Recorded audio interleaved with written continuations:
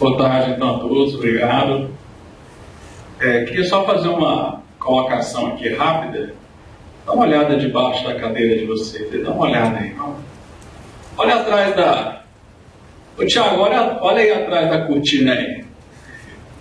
Vocês acharam alguém? Acharam o dono da verdade? O dono da verdade está escondido aí? Você achou ele? Não veio não, né? Eu também não sou o dono da verdade. Achei do meu lado. Não, é o dono da verdade? Ó, é engraçado falar nisso porque eu estou aqui falando hoje é a maior prova de que existe esse negócio de dono da verdade, né? Eu durante muito tempo acreditei numa ideia e em determinado momento eu vi que ela não funcionava. Eu acho que a grande diferença não é você acreditar numa ideia se ela está certa ou se está errada. É você ter a humildade de querer rever os seus conceitos, de ver, não está dando certo esse modelo, não está dando certo, vamos rever, né? Infelizmente a gente vê até mesmo entre nós professores aquela questão de ficar com vergonha de mudar de ideia. Eu acho que a gente tem que ter, na verdade, a coragem de se ver se a ideia não está dando certo, eu tenho que mudar o rumo da minha história, tá joia? Então, a gente vai falar um pouquinho aqui sobre esse tema, difícil, num dia só para ser presidente. Então vamos, já que é uma coisa diferente, vamos começar falando de um número diferente. O número 63, é um número interessante. Vai ser um número mágico da nossa discussão hoje. 63, se a gente pensar no ano de 63, foi o ano que o Santos foi bicampeão mundial. Não tem ninguém torcedor do Santos aqui. Porque o time vai ganhando, aí vai surgindo torcedor, já viu? Aí vai perdendo, vai subindo torcedor, né? Então, exceto o Vila Nova. O Vila Nova eu realmente admiro o pessoal do Vila, né? Tá de parabéns, mas perde, não perde, o pessoal continua aí, firme e forte, acho que é bacana. No ano 63, os Estados Unidos perdeu seu presidente, Kennedy, levou um balaço na cabeça, mas nós ganhamos um Papa, né? Tivemos o primeiro Papa a ganhar de avião, o Papa Paulo VI, e tivemos o fim de um episódio engraçado, né? Do fim do parlamentarismo no Brasil. Mas não estou querendo falar do ano 63, eu quero focar no número 63. Por exemplo, o sorteio de número 63 na Mega Sena foi o primeiro a pagar um milionário, a pessoa ficar mais de 10 bilhões de reais, a pessoa ganhou. Então, um número engraçado, tem algumas coincidências bacanas. Agora, uma coincidência muito triste do número 63 é que 63 é exatamente o número de impostos que a indústria paga no Brasil. A indústria brasileira paga 63 impostos para ela poder produzir. Tudo que ela produz, ela paga 63 tipos de impostos. Não é 63. É 63 o número. Esse tanto de guia que ele emite lá para poder trabalhar. Mas, Adriano, está certo, meu. Capitalista tem que pagar, ele tem que distribuir essa renda, ele tem que pagar impostos para ser redistribuído para as pessoas, né? Então, gente, o problema não é esse. O problema é que se você paga muito imposto, o seu produto vai ficar muito mais caro, né? Tanto no mercado interno como no mercado externo. Se você paga muito imposto, o produto fica caro, aí o governo quer corrigir o problema da competitividade brasileira com câmbio, né?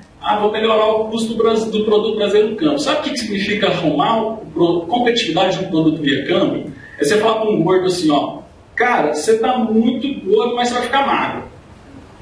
Aí você põe o rei momo do lado dele. Aí você está vendo? Você emagreceu, cara.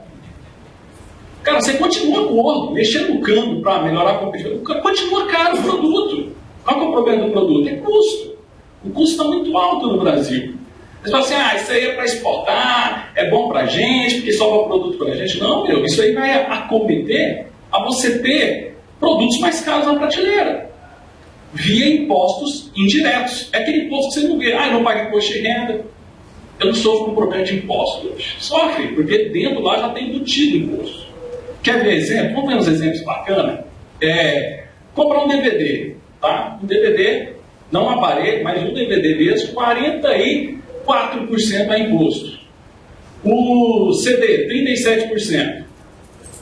Uma moto com mais de 250 cilindradas paga naquele produto 64% a imposto. Tá? Uma bola de futebol, Thiago, 46%. Olha que nós somos um país de futebol, hein? Deve ser por isso que tem muito imposto, tem muita bola.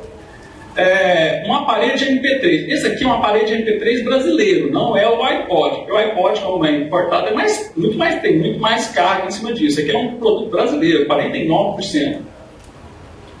Brinquedos, né? 39% de brinquedos. Né? Eles têm economia que quando os professores falam assim, não, o imposto é importante porque ele ajuda a regular o mercado. Então, tipo assim, você cobra muito imposto de cigarro para inibir o consumidor a consumir aquele produto se ele fica muito caro. Pô, legal, então estão querendo que as crianças não brinquem no Brasil, porque for 39% de imposto, sacanagem. Remédio, 33,15% do que se compra de remédio. E o que isso tudo vai... olha só, e serviço também. 32% do almoço que você comeu hoje, se for no restaurante, 32% foi imposto. Pessoal, isso daqui vai impactar o quê? Vai impactar que você tem produtos caros. O problema não é o produto ser caro, é que se todos os produtos são caros, a gente vê que nenhum aqui deu menos do que 15%, 20%, significa que você perdeu o seu poder de compra em, no mínimo, 30%. Imagina que em vez de ter aumento de salário mínimo, você tivesse desconto desses impostos. Seu poder de compra ia ser muito maior, não é verdade? E ainda tem os impostos diretos que somam na hora de você comprar, de você consumir. Então, não tem como você ter uma produção competitiva da indústria nacional com esse tanto de imposto para pagar. Adriano, então a sua proposta é uma reforma tributária? Estou sentindo que você veio aqui para vender a ideia para a gente que tem que fazer uma reforma tributária. Claro que não, meu, você está maluco? As últimas reformas tributárias só aumentou o imposto. Olha que massa, meu. Eles fizeram uma reforma tributária mudando, né, o IVA para ICM e depois para ICMS. Meu, aumentou os impostos. Fizeram essa reforma. Sabe o que é reforma tributária no Brasil? Sabe aquela cena de Jesus pregado na cruz e os caras dividindo as roupas de Jesus no chão assim? É a reforma tributária aquilo. Eles não pensam em como melhorar a carga tributária, como resolver o problema de você que paga muito imposto. Eles sentam e falam assim, como é que nós vamos repartir essa grana? E eu quero sempre pegar uma grana a mais do que eu recebia antes da reforma. Como não vai dar, eles aumentam o imposto. Fisco foi isso. Eles deram 5 impostos federais, que foi quem incluiu o ICM para virar ICMS. E o que aconteceu? O governo federal, não, eu estou dando imposto, eu vou criar mais imposto. E isso é muito sério, só está aumentando a carga tributária. Eu acredito que se o Tiradentes fosse vivo hoje, ele não teria sido morto, ele teria se suicidado, cara. Ele nem teria feito a folga dele lá e se matado. Ele tem explicação. E outro problema muito grande que nós temos no Brasil é esse daqui. Eu acho que esse gráfico aqui é extremamente importante. É para onde que vai o dinheiro arrecadado em tributos. Olha só. A grande parte do dinheiro fica para a União. Esse dinheiro vai todo para Brasília, meu, arrecadado. E os municípios, que é onde a economia acontece de verdade, fica poucos por cento. Aqui é os estados. Isso daqui é o resultado que a gente tem de uma política centralizadora de poder.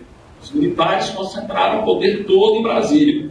E aí vem uma Constituição chamada de Constituição Cidadã, que deu um monte de obrigação para os municípios, para o Estado, e manteve a concentração tributária. O que isso levou? Isso levou as prefeituras a falar assim, bicho, essa grana aqui não vai dar para bancar o ensino que a Constituição manda oferecer, os postos de saúde que a gente tem que oferecer.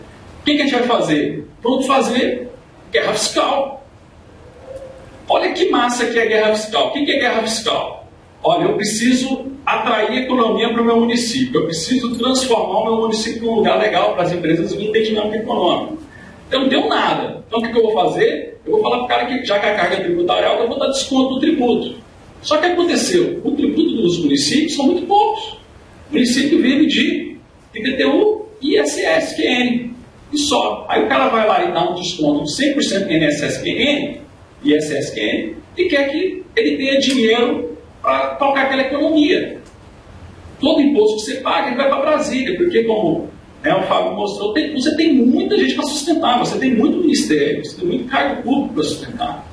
Certo? Então eu acredito nessa reflexão que o que seria importante no Brasil seria o dinheiro do tributo ir para onde a economia acontece de verdade, que é o município, e não via transferência.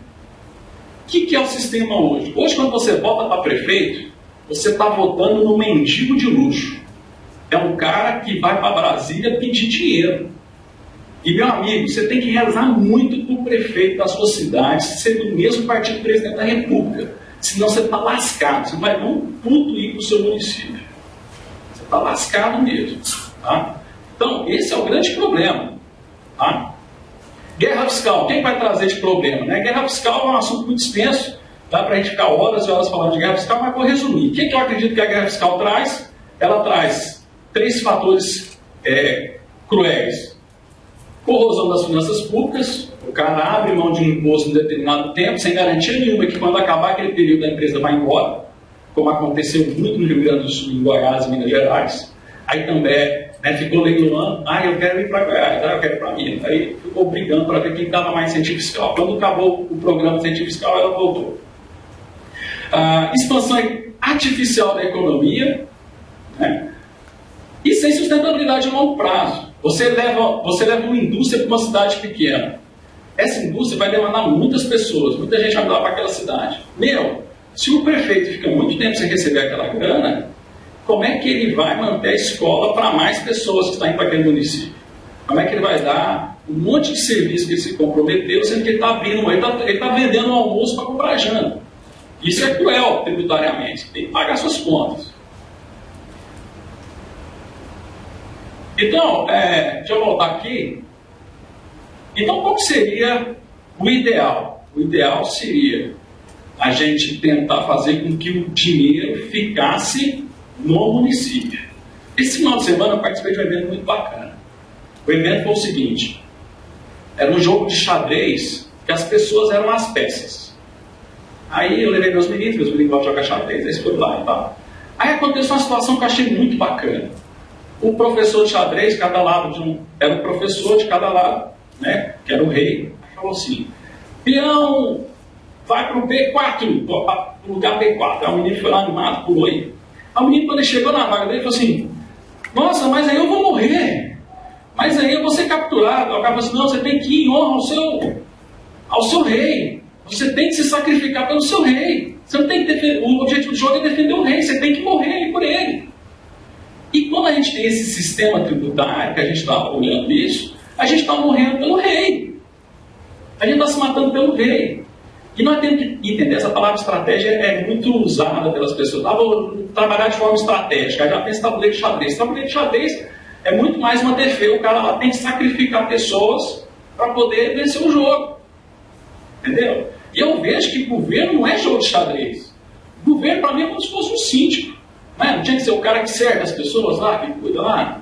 Ninguém quer ser síndico. Por quê? Porque o cara tem que ficar resolvendo o problema, tem que ficar organizando. Né? Então, as pessoas querem muito mais estar envolvido com a política pelo poder do que pelo serviço, que é a ideia do cargo de presidente da República, está envolvido. Não é verdade? O cara tem que ser, eu acho